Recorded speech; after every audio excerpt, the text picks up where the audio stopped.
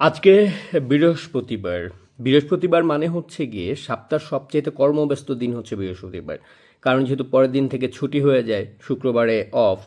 So এই বৃহস্পতিবারে সবচেয়ে বেশি কাজের চাপ থাকে ঢাকা শহরে বা অন্যান্য জায়গায়। আমরা সবসময় জানি বৃহস্পতিবার ঢাকা জ্যামের শহর হয়ে যায়। কারণ কি এই দিন মানে যারা ঢাকার বাইরে যাবার তারাও বের হয়, মানে বাইরে যাওয়ার জন্য 2 দিনের ছুটি, হয়তো অনেকে গ্রামে যায়। তারপরে হচ্ছে গিয়ে ধরেন সপ্তাহের যে কাজগুলো আটকে আছে সেই কাজগুলো সব শেষ করতে হয় আজকের দিনে। তো যাই হোক, বৃহস্পতিবার হচ্ছে গিয়ে সপ্তাহের সবচেয়ে গুরুত্বপূর্ণ দিন, যেই দিন সবচেয়ে বেশি মানুষের কর্মব্যস্ততা থাকে। তো আওয়ামী লীগ, মানে আপনি ভাবেন আওয়ামী লীগ যদি এই লকডাউনটা শুক্রবারেও দিত, যেটা ধরেন জামাতের মতো অন্যান্য দলগুলো শুক্রবার বাদ জুম্মা একটা প্রোগ্রাম ডাকে, সেটা ডাকার একটা ধরেন শুক্রবার হরতাল ডাকার মানে কি? শুক্রবারে হরতাল ডাকা মানে হচ্ছে এমনিতে রাস্তা ফাঁকা থাকবে, দেখানো যাবে যে দেখেন সবাই সমর্থন দিছে, এই তো এই রাজনীতিটাই তারা করে।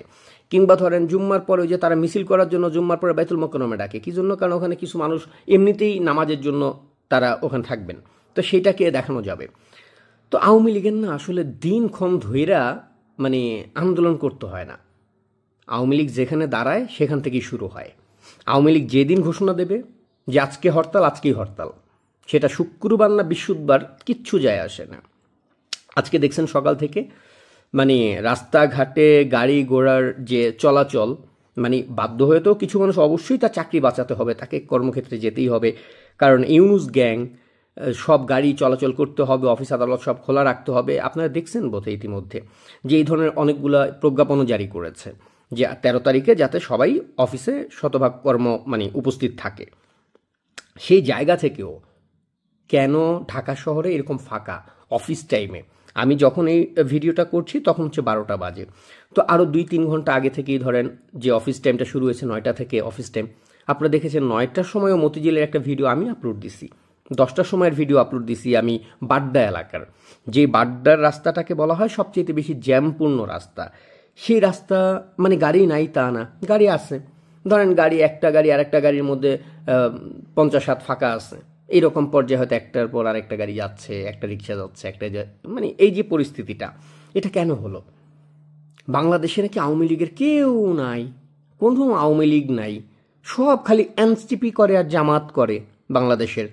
এই টোকের বাচ্চা ওই যে প্রেস সচিব ডাস্টবিন, এই ডাস্টবিনের বাচ্চাও বলছে 2 দিন আগে, হ্যাঁ বাংলাদেশে কোথাও আওয়ামী লীগ নেই, সব জামাত, সব জামাত, হ্যাঁ ওর বাপেরা সব। ফকিন্নির বাচ্চা, আজকে তো দেখলি সেনাবাহিনী এক এক জায়গায় দাঁড়ায় রইছে, মানুষ মিছিল করতেছে, সেনাবাহিনী মানুষের যেই প্রতিক্রিয়া সেটা দেখে হতভম্ব হয়ে দাঁড়ায় আছে।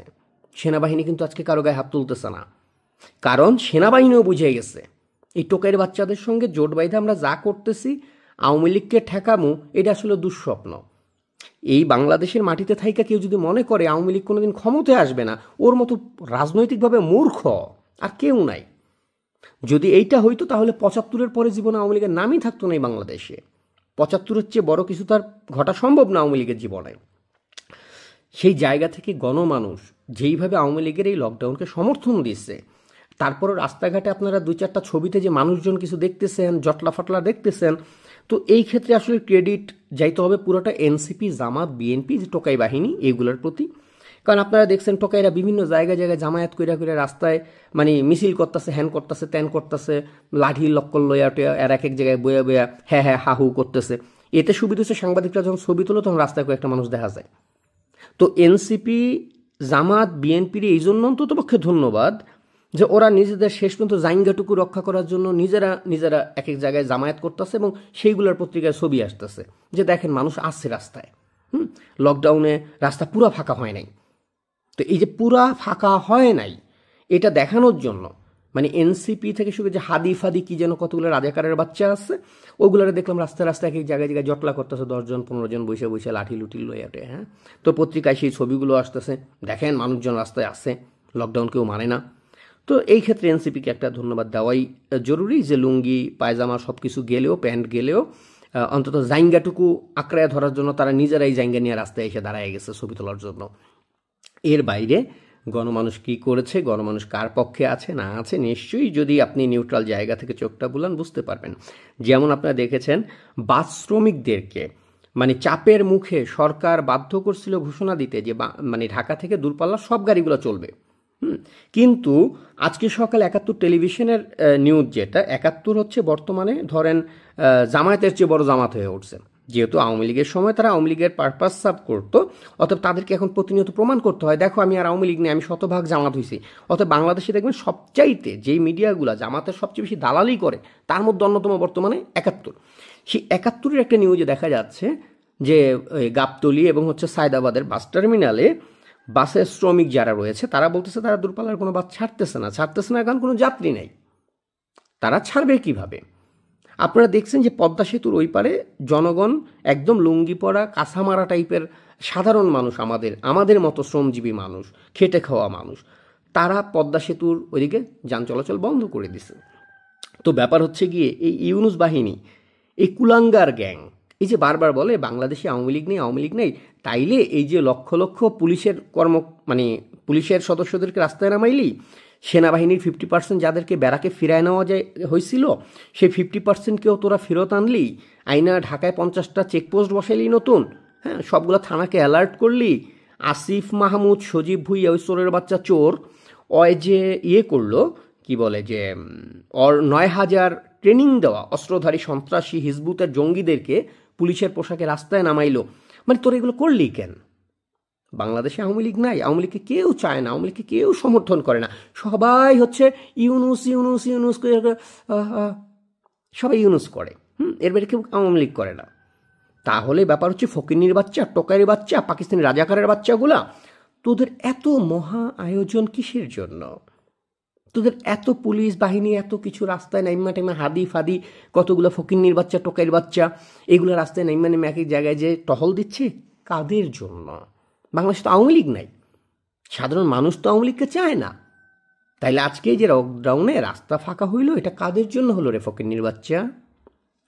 এই যে তোরদেরকে রাস্তায় নামায় দাঁড় করায় রাখা হইলো আজকে কান ধইরা, আওয়ামী লীগ তো দিচ্ছে লকডাউন, আওয়ামী লীগকে রাস্তায় নামতে হবে না, আওয়ামী লীগকে কিছুই করতে হবে না। আওয়ামী লীগের কর্মসূচিটাই এমন যে যার যার মতো ঘরে অবস্থান করেন। তো এই যে ঘরে অবস্থান করা কর্মসূচি, আওয়ামী লীগের লোকজন তো ঘরে অবস্থান করতেছে, স্বাভাবিকভাবে আওয়ামী লীগেরই তো কর্মসূচি এটা। সাধারণ মানুষ ঘরে অবস্থান করতেছে, রাস্তায় রাস্তায় কুত্তার মতো ব্যবহার করে ঘুরতেছে কারা? তোরা। আর তোদের কিছু পোষ্য কিছু পুলিশ, সেনাবাহিনী থেকে শুরু করে এইগুলা।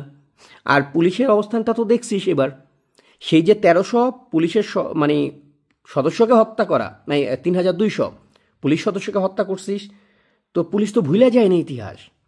সেনাবাহিনী পুরোটা তো রাজাকারের বাচ্চা দিয়ে ভরা না, সেনাবাহিনীর মধ্যে মুক্তিযুদ্ধের পক্ষের অজস্র অসংখ্য কর্মী রয়েছে, সদস্য রয়েছে, যারা শুধুমাত্র একটা ডাকের অপেক্ষায় আছে।